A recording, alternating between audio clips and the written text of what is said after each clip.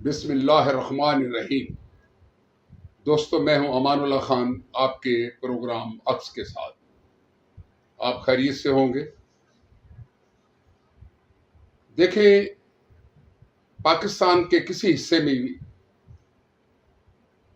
کوئی سکون نظر نہیں آ رہا، بے چینی بڑھتی جا رہی ہے، اور اس بے چینی کے اسباب ڈھونڈنے کے لیے نہ تو اس ملک کے سیاستدان تیار ہیں، نہ ہی بیوروکریسی تیار ہے، اور نہ ہی علماء کرام تیار ہیں۔ یعنی اس ملک کے تمام طبقات جو ہیں وہ ایک اپنی سیاسی جنگ لڑ رہے ہیں۔ میں عرض کروں کہ اس سیاسی جنگ نے یہاں تک تباہی کر دی ہے کہ لوگوں کی جو رشتہ داریاں ہیں وہ نہیں ہو رہی۔ مجھے بہت سارے ایسے معاملات میرے سامنے آئے ہیں کہ اگر لڑکی پی ٹی آئی کی ہے اور لڑکا مسلم لیگ کا ہے، ان کے اپنے حالات بھی بہتر ہیں اور رشتہ بھی ہو سکتا ہے، لیکن یہ پی ٹی آئی اور مسلم لیگ اور سیاسی پارٹیاں اب ان بچوں کے رشتوں کے درمیان میں آڑے آ چکی ہیں۔ اب پوچھتے ہیں کہ آپ کا کس پارٹی سے تعلق ہے؟ پہلا سوال ہی ان رشتوں میں یہ ہو رہا ہے کہ آپ کس پارٹی سے تعلق رکھتے ہیں۔ اگر آپ اس پارٹی سے تعلق نہیں ہے تو آپ کی رشتہ داری نہیں ہوگی۔ اتنا ذہنی خلا پیدا ہو چکا ہے لوگوں میں کہ ان سیاستدانوں نے، ان سیاسی پارٹیوں نے ہمارا معاشرہ برباد کر دیا ہے، تباہ کر دیا ہے لوگوں کو۔ دیکھیں، اس وقت جو حالات ہیں ملک کے، 26 اگست کو بلوچستان میں جو کچھ ہو گیا ہے پاکستان کی تاریخ کا حصہ ہے کہ اتنا کچھ کبھی نہیں ہوا تھا۔ بلوچستان کے لوگ پرامن تھے، وہ آئین کی رکھوالی کرتے تھے، پاکستان کی حدود کی رکھوالی کرنے والے لوگ تھے۔ آخر یہ کیوں اور کیسے ہوا؟ قافلوں کے قافلے جلا دیے گئے، کتنے لوگ قتل ہوئے اس دہشت گردی میں، افواج پاکستان کے لوگ مارے گئے۔ آخر یہ کیوں ہو رہا ہے؟ کس لیے ہو رہا ہے؟ یہ پاکستان کو توڑنے کے لیے سلسلہ جاری ہے، لیکن بلوچستان نے تو سب سے پہلے پاکستان کی حمایت میں ووٹ دیا تھا۔ وہاں کے سردار کھڑے ہو گئے تھے کہ پاکستان زندہ باد۔ لیکن آج یہ سب کچھ کیوں ہو رہا ہے؟ اس کے متعلق کبھی حکمرانوں نے سوچا، کبھی اداروں نے سوچا، کبھی ان نام و نہاد قسم کے لیڈروں نے سوچا، ان سیاسی پارٹی اور جو اسلامی جماعتیں ہیں انہوں نے سوچا کہ پاکستان کو کیسے اکٹھا کرنا ہے؟ اس وجود پاکستان کو ایک مرتبہ تو ہم نے توڑ دیا، اب اس کے ساتھ کیا ظلم کر رہے ہیں؟ ہر سیاستدان اپنی 1.5 انچ کی جو مسجد بنا کے بیٹھا ہوا ہے، اپنی انا کے گھیرے میں اس ملک اور قوم کو تباہ کر رہا ہے۔ دوستو، 26 اگست کا سانحہ بلوچستان بھلایا نہیں جا سکتا۔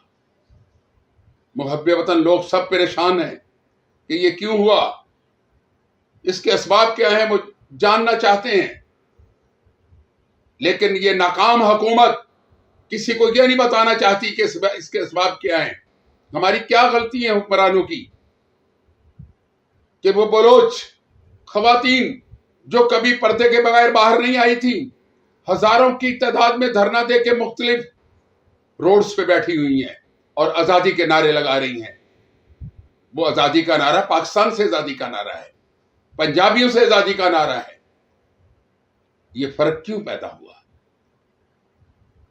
اب تک قومی اسمبلی کے ایوان میں اس پہ بحث نہیں ہو سکی۔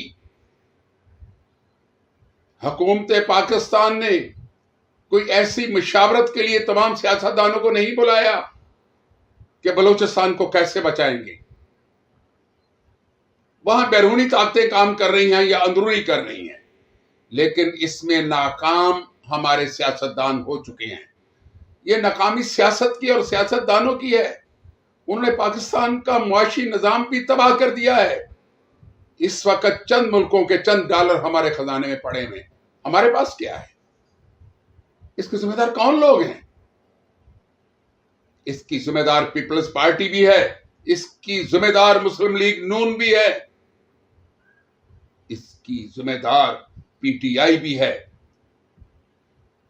تمام جماعتیں اس کی ذمہ دار ہیں، جنہوں نے عوام کا نہیں سوچا، پاکستان کا نہیں سوچا، اپنے اقتدار کی خاطر پورے ملک میں قتل عام تو کروا رہے ہیں، بے چینی تو پھیلا رہے ہیں، معاشی ایجنڈا تباہ ہو چکا ہے، پاکستان کا خزانہ خالی ہے، لوگ بلک رہے ہیں، ترس رہے ہیں نوکریوں کے لیے، اپنی معاشی جنگ لڑ رہے ہیں، بے روزگار ہو چکی پوری قوم، لیکن ان حکمرانوں کی آنیے جانیے ختم نہیں ہوئی ہے۔ میں عرض یہ کروں کہ اس کو آپ اچھا سمجھیں یا برا سمجھیں، پاکستان کے مختلف علاقوں میں اس وقت حکومت پاکستان کی رٹ بھی موجود نہیں ہے، وہاں پہ وہ دہشت گرد، وہ گنڈے اور بدماش جو کہیں سے بھی آئے ہیں، جو آزادی کے نعرے لگا رہے ہیں اور ان علاقوں سے ٹیکس وصول کر رہے ہیں، بھتہ وصول کر رہے ہیں، وہاں روڈ پہ بنے ہوئے جتنے بھی پلازا، ٹول پلازا، وہاں سے بھی ٹیکس وصول کیا جا رہا ہے، یہ حقیقت ہے۔